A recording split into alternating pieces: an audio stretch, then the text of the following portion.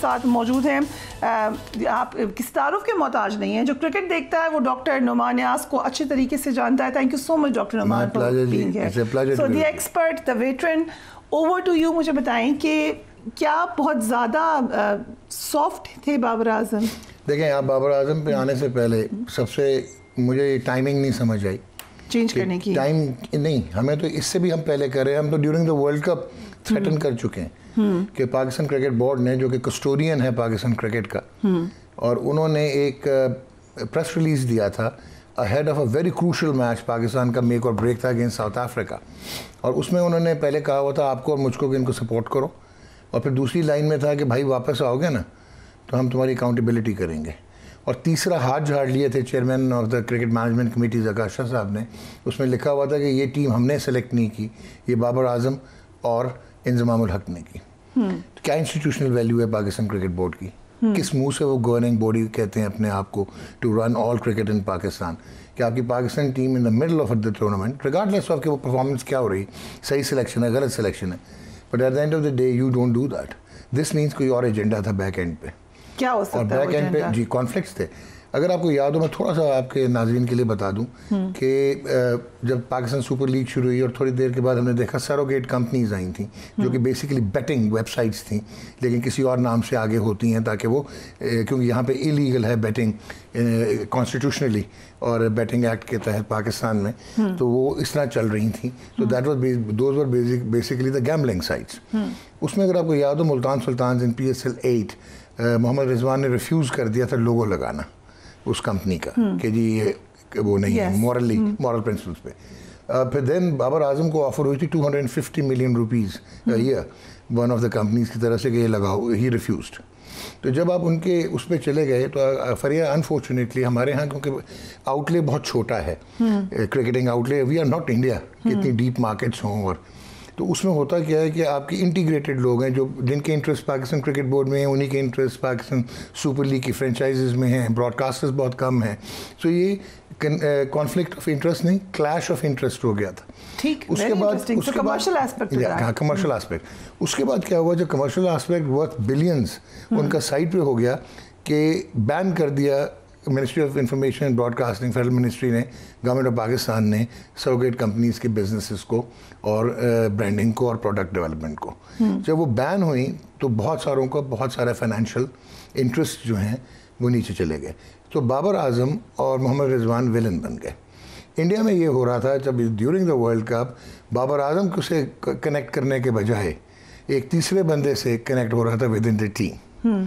So that was one thing. अब आपने soft वाली बात की, अनफॉर्चुनेटली या फॉर्चुनेटली ये लड़के इतने शायद टैलेंटेड थे नहीं। Babar Azam as a captain बात मैं कर रहा हूँ, probably he was never a deserving candidate to be appointed captain of Pakistan. वो भी विम्सिकैलिटी पे हुआ था। वो क्या हुआ था कि Sarfaraz Ahmed was captaining and captaining Pakistan well, T20s में बड़ा सक्सेसफुल था। वर्ल्ड कप में एक सेमीफाइनल में हमारे जबकि प्राइम मिनिस्टर ने, obviously he was himself a legendary cricketer, उनका माइंडसेट था कि बड़े मैचेस में ऑपोजिशन जो है उसको बॉलिंग करो और ख़ुद पहले बैटिंग करो। तो जो हमारा इंडिया के साथ मैच था old Trafford Manchester world cup 2019, वहाँ पे सरफराज ने उसके ऑपोजिट कर दिया और इंडिया को पहले खिला दिया and Pakistan lost and they were battered.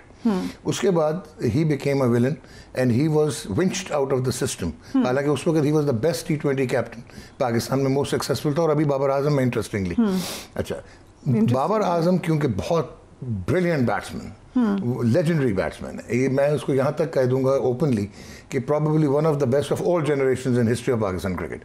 ये उसका कैलिबर है एज ए बैट्समैन, वो अट्रैक्ट करता है। उसने ना कभी क्लब की कप्तानी की हुई थी, ना कभी उसने फर्स्ट क्लास की कप्तानी की हुई थी।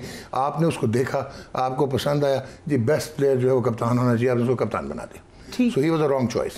कप्तानी में टैक्टिकल स्ट्रेटेजिक पार्ट तो होता ही होता है, लेकिन उसमें leadership quality, man management, HR management, communication, inter communicability, planning, execution, ये सारा कुछ करना होता है। थोड़ा सा सख्ती भी जरूरी होती है ऑब्वियसली। मैन मैनेजमेंट आ गया ना कि आपको शायद मैंने पोलाइटली कहना है, लेकिन दूसरे को मैंने जो रगड़ के कभी पोलाइटली कहना है, कभी रगड़ा भी लगाना है। अच्छा, ये सिर्फ क्या कर सकते थे, he always try to lead from the front because he himself was a performer. ये हो गया। अब मुझे एक और चीज़ बताएं आप, you will be shocked to know, 1992 Pakistan world cup जीता है इमरान खान कैप्टन, अभी टीम लाहौर नहीं पहुंची, अभी सिंगापुर है ट्रांजिट पे, वहाँ पे लड़ाइयाँ शुरू हो गई थी. So he was a sharp guy. He knew, he just tendered his retirement and he retired from international cricket immediately after having won the World Cup. 96 में वसीम अकरम जो हैं वो कप्तान थे. ठीक है. 96 और 99 के वर्ल्ड कप के दरमियान को 5-6 कप्तान आए थे. राशिद, मोइन, अपना ये आमिर सोहेल, रमीज राजा, ये सारे. 99 में वसीम अगेन कप्तान थे. पाकिस्तान फाइनल में पहुंचा. That was the last time we ever played a final, यानी 25 साल हो गए हैं. उस फाइनल में उसके बाद कौन था कैप्टन? 2003 में वसीम तो नहीं था, वकार था. 2003 खत्म हुआ, वकार गायब था. 2007 इंजमाम था. 2007 खत्म हुआ, इंजमाम गायब था. 2011 शाहिद अफरीदी था. Changing captains. यस, मैं उसी तरह आपको लेके आ रहा हूँ. 11 में शाहिद, 15 में मिसबा, 19 में सरफराज, 23 में बाबर, और बाबर भी गया. सो चेंजिंग कैप्टन. एक सेमीफाइनल खेले हैं 25 ईयर्स में. 24 साल 25 साल में एक सेमीफाइनल के लिए क्वालिफाई किया, only once in an ODI world cup. So this means it is a failed recipe. बेहतर ये है कि आप चेयरमैन रिप्लेस कर दें. Reason I will endorse that. और उसका रीजन क्या है फरिया, कि वी डू नॉट हैव, देखें अब जो गेम है ना, इट इज़ एन इंडस्ट्री. ये वो वाले पहले जब फ्लेबॉयंस में हमारे पास भी नेचुरल टैलेंट था, उनके पास भी होता था.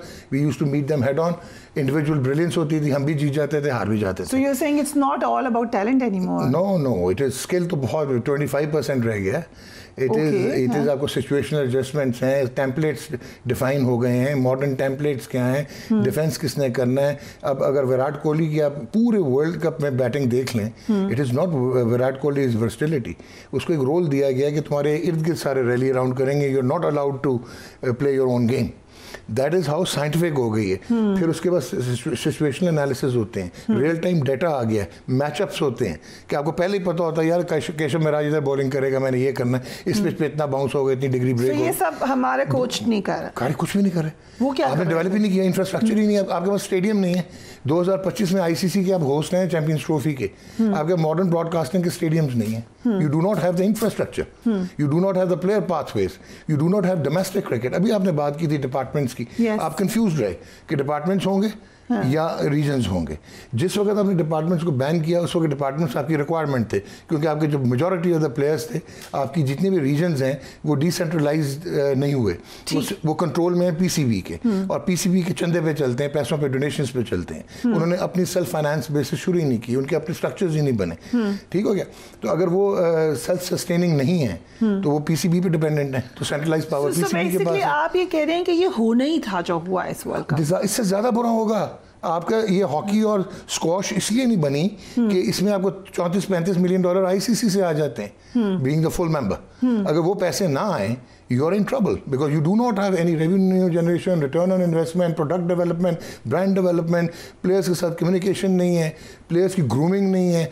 अब साउथ अफ्रीका को देखें, वो 400 रन कर देते हैं पहले बैटिंग करते हैं. वो टेम्पलेट चेंज हो गया. इंडिया को देखें, ruthlessly unresponsive, non responsive pitches पे भी वो बॉलिंग कैसी कर रहे हैं. ठीक है. आप उसको देखें, ग्लेन मैक्सवेल को अकेला ही 91 for 1 से लेकर 200 कर दिया उसने. तो ये मॉडर्न क्रिकेट वो है जिसमें स्विंग ऑफ द बैट है, लेटरल मूवमेंट है, डायनामिक्स हैं, सुपर फिटनेसेस हैं, स्ट्रेटजी है. वो लड़के, बाबर आजम अगर 20 साल एक तरीके से खेला है, वो 5 महीने में तो ये सब कुछ नहीं करेगा. ये तो आपका बेटा जो 10-12 साल का है, उसको एक आप स्ट्रक्चर्ड एनवायरनमेंट में लेके जाएंगे जहाँ पे स्पेशलाइज्ड कोचेज होंगे. बेसबॉल टेक्निक क्या है इंग्लैंड की? अच्छा, अभी इंग्लैंड फिनिश्ड प्रिकेरियस पोजीशन में, नंबर 7. उन्होंने क्या किया है? वही कैप्टन है. 3-4 चेंजेस किए. उनका बेंच था. उन्होंने यहाँ पे एक एक्सपेरिमेंट किया था, which did not work out. Now they have identified they are going to rectify in West Indies. They'll be back with the bat. So ये तो बात क्लियर हो गई कि कुछ it will change nothing. आपका कैप्टन जब चेंज कर दिया. अब अगर मैं एक और, मुझे अनजस्ट नहीं होना, एक तो ये फेलियर है complete chaotic Pakistan cricket board की administration. Can we say cricket is dying in Pakistan? It will die unless until sports management experts, corporate savvy, जिनको क्रिकेट का भी पता हो, जिनको मार्केट की डायनामिक्स भी पता हो, जो ऑनेस्ट डिसीजंस लें, इंटेलेक्चुअली वाइब्रेंट डिसीजंस लें, वो अगर नहीं आके आप रीवैम्पिंग नहीं करेंगे, रीस्ट्रक्चर नहीं करेंगे अपने सारे सेटअप को, आपका टोटल एडहॉक एलिमेंट होगा. इंडिविजुअली एक आधी ब्रिलियंस हो जाया करेगी. अच्छा, अब आपने ये जो कैप्टन रिप्लेस किए हैं, इजंट इट शेमफुल कि आपके पास ये पावर्स भी नहीं थी कि आप सैक कर सकें कैप्टन को, बिकॉज आप डे टू डे वर्किंग है अकॉर्डिंग टू द नोटिफिकेशन और मिस्टर ज़काश्तर जो इशू किया था इन्होंने फेडरल मिनिस्ट्री फॉर इंटरप्रोविंशियल कोऑर्डिनेशन ने। आपने बैक एंडेड प्रेशर दे के उसको कहा कि वो छोड़ता तो फिर आप रिप्लेस कर सकते, वरना आप नहीं कर सकते, बिकॉज आप एग्जीक्यूटिव डिसीजन नहीं ले सकते, because you do not have the executive and administrative power. इसीलिए मिकी आर्थर को सैक नहीं कर सके, ग्रांट ब्रैडबर्न को सैक नहीं कर सके, तो उनको आपने रीशफल करके अपने हाई परफॉर्मेंस सेंटर में भेज दिया। सो आप मुझे ये बताइए कि आप अभी उसने अभी अनाउंस किया है और 2 घंटे में आपके पास टेस्ट कैप्टन भी था और T20 कैप्टन भी था।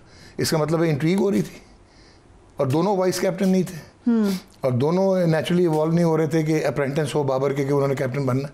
सो दिस मीन्स कि इट वाज प्री मेडिटेटेड कि इनको कप्तान बनाना। अब मुझे बताएं, Shaan Masood is an educated boy from blue blooded है, प्रोग्रेसिव माइंडसेट है, he may not be a brilliant cricketer but he is a cricketer जो कि प्रोग्रेसिव है, हमेशा से न्यूट्रल है, नॉन कॉन्ट्रोवर्शियल। यहाँ पे कोई रिश्तेदारियाँ, कोई प्रेशर, वो अब शाहिनशाह अफरीदी की फिटनेस किसी ने एसरटेन की जी। 145 से वो 130 पे आ गया बॉलिंग करते हुए वनडेज में।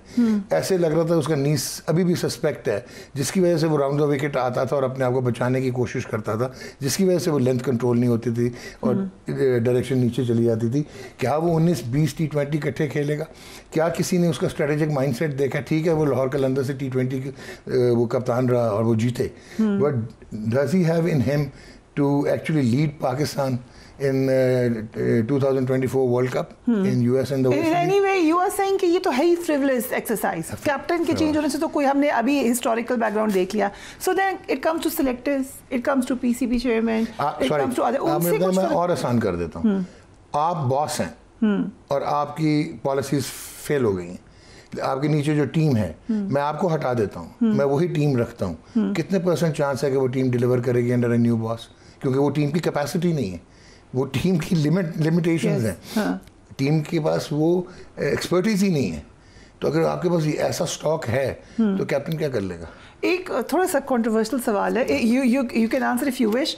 अगर नजम सेठी होते पीसीबी चेयरमैन तो क्या कुछ फर्क होता है रिजल्ट? इनसे बहुत बेहतर होते. ओके. और उसका रीज़न ये है, नजम की भी क्रिकेटिंग बैकग्राउंड नहीं है, लेकिन नजम की जर्नलिस्टिक बैकग्राउंड है. He is a very sharp man, Cambridge graduate हैं, बहुत फ़र्क पड़ता है और एक्सपोजर बहुत है. एंड देन उनकी जो स्टाइल था, उनका लाइफ स्टाइल और जो जिस इन्वायरमेंट में वो इवॉल्व हुए हैं, काफ़ी लिटरेरी इन्वायरमेंट, काफ़ी एक्सपोजर था. He could take decisions and he could take certain aggressive decisions. But Ramiz Raja was a cricketer. Okay, Ramiz Raja again, आपने टाइम नहीं दिया तो बड़ा ज़्यादती होगी रमीज़ के साथ भी कि उनको अगर मैं प्रेज करूं या उनको मैं क्रिटिसाइज करूं, because he didn't get the time actually to come up with what he had in his mind. अब ये जूनियर प्रीमियर लीग के जी 1 बिलियन खर्च दिया, वो लड़के किधर चले गए? वो लड़के इसलिए चले गए क्योंकि रमीज़ भी चले गए. अदरवाइज अगर आप कंटिन्यूटी रखते उसकी पॉलिसीज़ में तो शायद वो बेहतर हो जाता. तो देखें, मैं उन लोगों को समझता हूँ कि वो रन कर सकते हैं इस क्रिकेट को, जो प्रैग्मेटिक भी हों, बोल्ड डिसीजंस भी लें. आप 4 डिसीजन लेंगे, 2 बैकफायर करेंगे, बट 2 जो प्रोग्रेसिव डिसीजंस होंगे वो आपको आगे लेके चलेंगे. आपको भी obviously you such a huge cricketing fan, you understand cricket. आपको दुख होता है? मैं एक आम पाकिस्तानी के पॉइंट ऑफ व्यू से अब फ्रस्ट्रेशन होती है जी. अब मैं आपको बताता हूँ क्यों फ्रस्ट्रेशन होती है. 2007 वर्ल्ड कप में India lost to Bangladesh and their cricket was at the lowest. और उसके बाद उन्होंने आके सबसे पहले ब्रॉडकास्टिंग मार्केट को टैप किया, अपना रेवेन्यू बढ़ाया, उसके बाद उसको इंटीग्रेट किया उन्होंने के दूसरे फाइनेंशियल मॉडल्स के साथ, जिसमें इंडियन प्रीमियर लीग आई. इंडियन प्रीमियर लीग को मशहूर करने के लिए कि जो ज़्यादा कॉमनली पॉपुलेशन जो है मैस फॉलोइंग थी वो बॉलीवुड की थी, उसके साथ इंटीग्रेट किया, एक प्रोडक्ट बनाया. प्रोडक्ट से जब रेवेन्यू में मनी स्पिनिंग आई, उन्होंने इंफ्रास्ट्रक्चर में सारे इंपोर्ट किए बाहर से, जितने भी HR एक्सपर्ट्स थे या जितने भी टेक्नोक्रेट्स थे. लेकिन उन्होंने क्या किया, वो उन पर डिपेंडेंट नहीं हुए. उन्होंने जो है ट्रेन द ट्रेनर प्रोग्राम्स किए. उसके बाद उन्होंने पूरा एनालाइज किया और उन्होंने उसके बाद ये जो फर्स्ट क्लास क्रिकेट है, अपनी रणजी ट्रॉफी, उसको रीइंफोर्स किया. Vijay Hazare trophy, T20 cricket, उस सारे को एक उसमें लेके आए standard. So ups and downs आते हैं, but you need to get back. Like और इससे भी बेहतर एक केस स्टडी है कि साउथ अफ्रीका बैन हो चुका था फ्रॉम 1969-70. कोई इंटरनेशनल टीम नहीं जाती थी। उन्होंने बड़ा स्पॉन्सर उस ज़माने का, तो खैर मैं नाम भी ले लूँगा, बेंसन हेजिस, क्योंकि टबैको बैन हो गया हुआ है। तो उन्होंने वो स्पॉन्सर से स्टेडियम्स बनवाए, फिर उन्होंने रेबल टूर्स किए, उन्होंने इंटरनेशनल टॉप प्लेयर्स को लालच दे के financial West Indies, Sri Lanka, England बुलाए और एक क्रिकेटिंग कल्चर इवॉल्व किया। और वो they did not sleep. By the time they were taken back into international cricket, वो सीधा सेमीफाइनल में पहुंचे थे 92 वर्ल्ड कप।